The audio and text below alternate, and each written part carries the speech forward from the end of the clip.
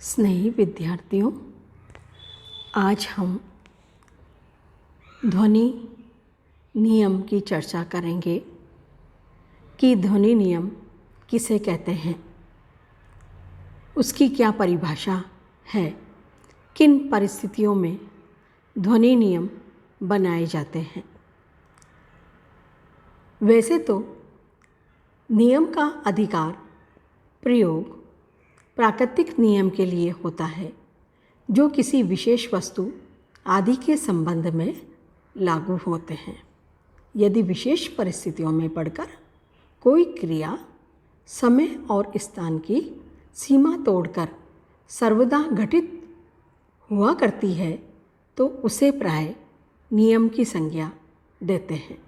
जैसे कोई संख्या एक से कम की संख्या से गुणा करने पर घटती और अधिक गुणा करने पर बढ़ती है। प्राकृतिक नियम और भाषा संबंधी नियम में अंतर होता है। जैसे प्राकृतिक नियम किसी काल विशेष की अपेक्षा नहीं रखते। 4 और 4 जोड़ने से सर्वदा 8 होता है, होता था और आगे भी होगा। पर भाषा के ध्वनि नियम में ये बात सही नहीं है। भारतीय आर्य भाषा के इतिहास में प्राचीन काल से मध्य में आने में जो परिवर्तन घटित हुए हैं, मध्य से आधुनिक काल आने में नहीं हुए हैं। भविष्य के लिए भी हम निश्चित नहीं हुए हैं कि ये परिवर्तन घटित होंगे या नहीं। प्राकृतिक नियम काल की भांति ही दशा और स्थान की अपेक्षा नहीं रखते। न्यूटन का नियम प्राय सर्वत्र लागू होता है, पर ध्वनि नियम की इस संबंध में भी सीमाएं हैं, उनको वो लांघ नहीं सकता। तीसरा कारण यह है कि प्राकृतिक नियम अंधे की भांति काम करते हैं और अपवाद नहीं छोड़ते, पर इसके विरुद्ध ध्वनि नियम अपवाद छोड़ते चलते हैं। संस्कृत का नृत्य का नाच हो गया, किंतु नृत्य का विकास भाच नहीं हुआ। ध्वनि नियम नाम की अशुद्धि भी है। प्राकृतिक नियम और ध्वनि नियम के अंतर पर विचार करते समय हम देख चुके हैं कि नियम की स्थिरता ध्वनि नियमों में नहीं पाई जाती। इसीलिए कुछ विद्वानों का मत है कि ध्वनि नियम नाम ही भ्रामक और अशुद्ध है। वे इसे ध्वनि प्रवृत्ति या ध्वनि फार्मूला कहना उचित समझते हैं। तो हम अब ये देखते हैं कि ध्वनि नियम और ध्वनि प्रवृत्ति में क्या अंतर है। कुछ विद्वान ध्वनि नियम और ध्वनि प्रवृत्ति में अंतर मानते हैं। उनके अनुसार जो ध्वनि विकार या ध्वनि परिवर्तन प्रारंभ होता है पर थोड़ी दूर चलने के बाद मर जाता है और सफल नहीं हो पाता, ध्वनि प्रवृत्ति है। किंतु ऐसे ध्वनि परिवर्तन जो धीरे धीरे सफलता प्राप्त कर लेते हैं, अपने घटित होते रहने के काल में अर्थात पूर्ण हो जाने के पूर्व ध्वनि प्रवृत्ति कहे जाते हैं, पर पूर्ण हो जाने पर उन्हें ध्वनि नियम कहेंगे। इसी कारण यह भी कहा गया है कि ध्वनि नियम वर्तमान या भविष्य के संबंध में न होकर केवल भूत के संबंध में होते हैं। ध्वनि नियम में अपवाद और उनके कारण। ध्वनि नियम के अपवाद भी मिलते हैं। इन अपवादों के 4 कारण हो सकते हैं। सबसे बड़ा पहला कारण तो सादृश्य है, यानी समानता। सादृश्य के कारण नियमानुसार दूसरा रूप धारण करने वाला शब्द कुछ और हो जाता है।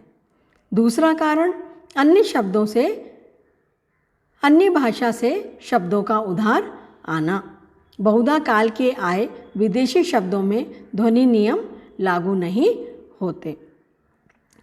तीसरा कारण यह है कि कभी कभी हम अपनी भी भाषा के उस काल से शब्द उधार ले लेते हैं जब वो नियम विशेष लागू नहीं हुआ करता। चौथा कारण वो भी यह हो सकता है कि कभी कभी अन्य भाषा का मिलता जुलता शब्द आकर अधिकार जमा लेता है और पुराने शब्द का ही रूप ज्ञात होता है तो उसे भी अपवाद मानना पड़ता है। उदाहरणार्थ ध्वनि नियम के अनुसार कोटपाल को कोटपाल और फिर कोटाल होना चाहिए, जैसा कि बंगला में प्रचलित भी है। पर बीच में फारसी शब्द कोतवाल मूलतः भारतीय मुसलमानों के साथ आ गया और उसने हिंदी में आधिपत्य जमा लिया। अब आज साधारण दृष्टि से देखने पर कोटपाल का विकार कोटपाल, कोटाल, कोतपाल लगता है, पर ऐसे साधारण बहुत नहीं मिलते, अतः इसे अपवाद कहा जाता है। इसी प्रकार कितने ही अन्य मानसिक कारण भी संभव हैं। तो आइए अब हम चर्चा करते हैं कि ध्वनि नियम की क्या वैज्ञानिक परिभाषा हो सकती है।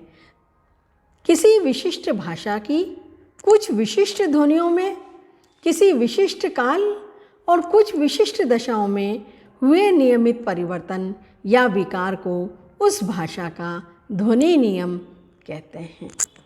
इस परिभाषा के 4 अंग हैं। ध्वनि नियम किसी भाषा विशेष का होता है। एक भाषा के ध्वनि नियम को दूसरी पर नहीं लागू कर सकते। अंग्रेजी के अधिकतर शब्दों के अंतिम आर का उच्चारण नहीं किया जाता, अर्थात फादर का उच्चारण फादर होता है, पर हिंदी में इसे लागू करके हम अंबर को अम्बा नहीं कह सकते। दूसरा कारण, एक भाषा की भी सभी ध्वनियों पर यह नियम न लागू होकर कुछ विशिष्ट ध्वनियों या ध्वनि वर्ग पर लागू होता है। जैसे उपर्युक्त उदाहरण में आर को अनुच्चरित होते देख हम अंतिम न को भी अनुच्चरित करके मेन को में नहीं कह सकते और न गन को ग कह सकते हैं। तीसरा कारण, ध्वनि परिवर्तन का भी एक विशिष्ट काल होता है। इस अंतिम आर के अनुच्चरित होने का नियम प्राय नवीन है। इसे अंग्रेजी के अत्यधिक प्राचीन काल पर लागू नहीं किया जा सकता। चौथा कारण, किसी विशिष्ट भाषा के किसी विशिष्ट काल में कोई विशिष्ट ध्वनि भी यूं ही परिवर्तित नहीं हो सकती, उनके लिए भी विशिष्ट दशा या परिस्थिति की आवश्यकता पड़ती है। उपर्युक्त उदाहरण में प्राय ऐसा नियम है कि वाक्य में किसी शब्द के अंत में आर हो और उसके पश्चात आने वाला शब्द किसी व्यंजन से आरंभ होता हो, तब तो यह अनुच्चरित होने का नियम लागू होगा, और यदि वह शब्द स्वर से आरंभ होता हो तो न होगा। इस प्रकार ध्वनि नियम परिस्थितियों से प्राय बंधा रहता है। अब हम कुछ प्रसिद्ध ध्वनि नियम की चर्चा करेंगे, जैसे ग्रीम नियम, ग्रेसमैन नियम,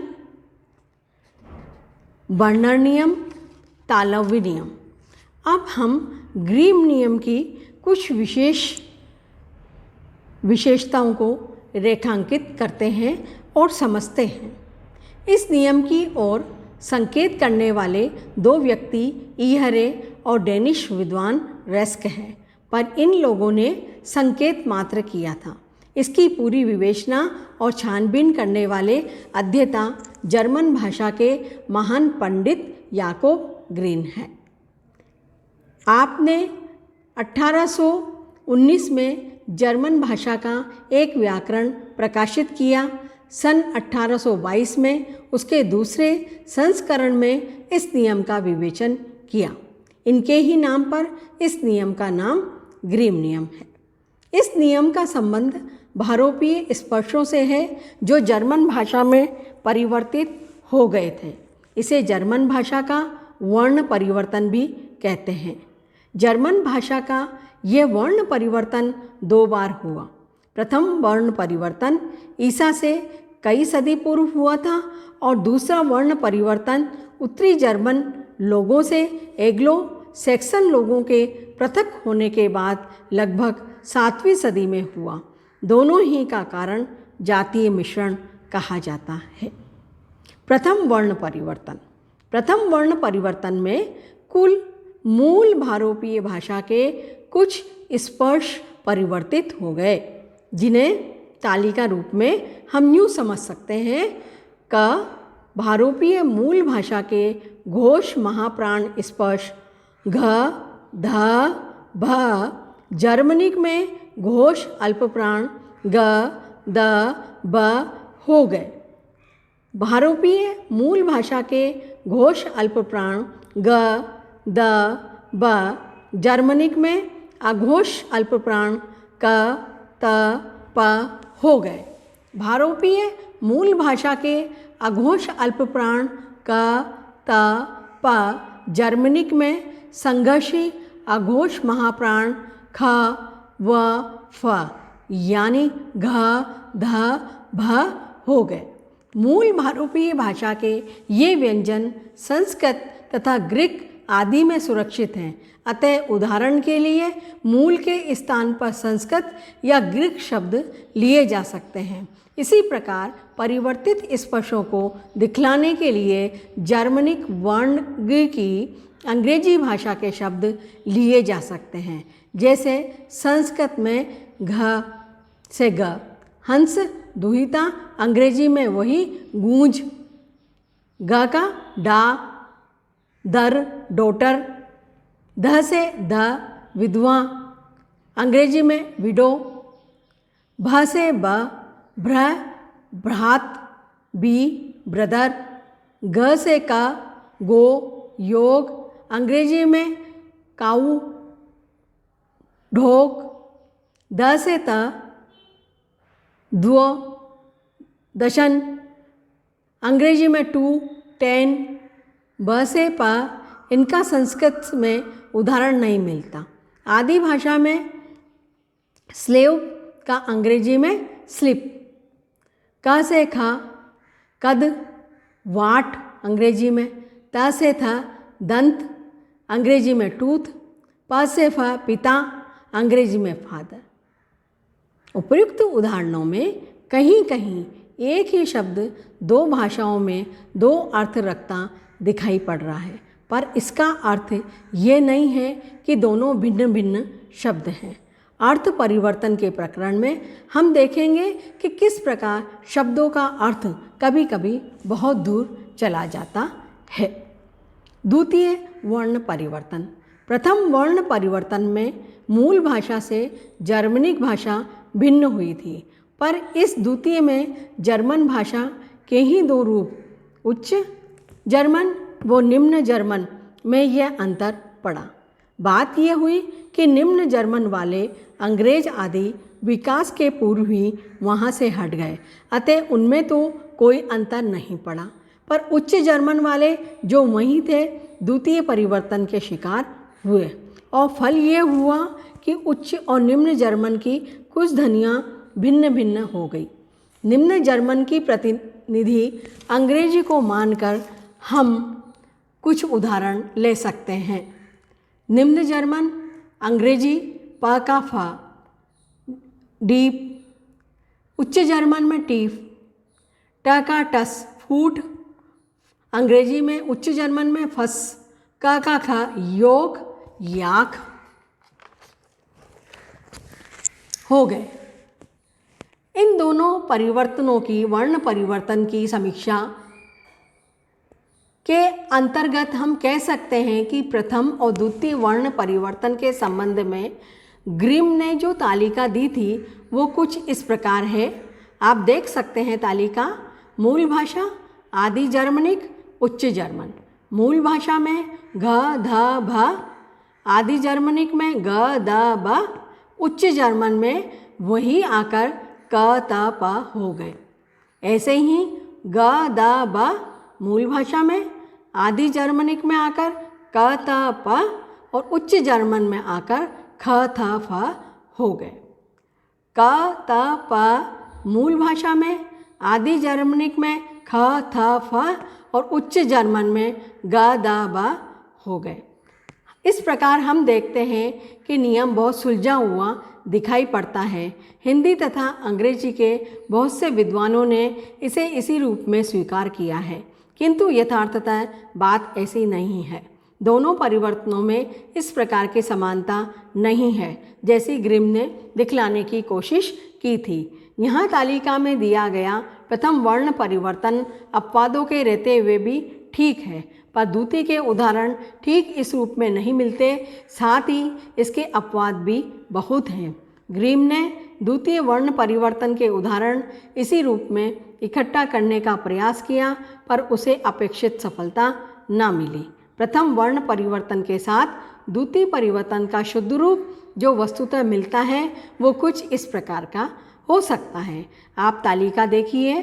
मूल भाषा, निम्न जर्मन या आदि जर्मन, उच्च जर्मन।